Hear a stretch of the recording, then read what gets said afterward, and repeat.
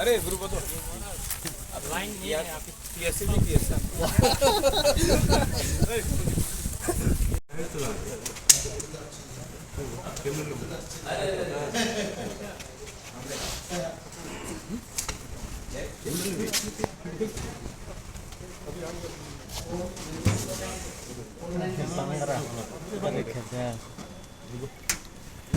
Yakam sulla classe. Sure, estamos ya procediendo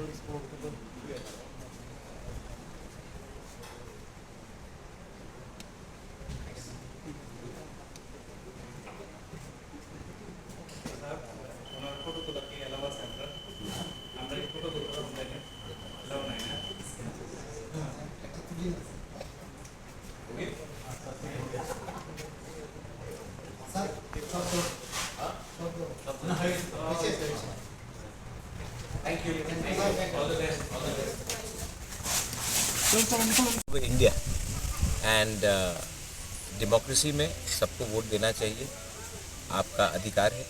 कोई भी party को देना है आप दीजिए, लेकिन ये आपका राइट है और आपको ये अधिकार एक्सरसाइज करना चाहिए। मैं खुद I have come here to vote and exercise my franchise and I appeal to everyone, कोई भी हो, बुजुर्ग हो, यूथ हो, महिला हो, गरीब हो, अमीर हो, मिडिल क्लास हो, जो भी हो, हमें डेमोक्रेसी, अगर हिंदुस्तान का डेमोक्रेसी को कायम रखना है तो हमें बाहर निकलकर अपना वोट देना चाहिए। बहुत लोग निकलते नहीं हैं क्योंकि उनको लगता है कि गर्मी बहुत है, अरे वोट करने से क्या फ़ायदा है, एक पार्टी तो जीत रही है। लेकिन नहीं, आप सबको निकलना चाहिए।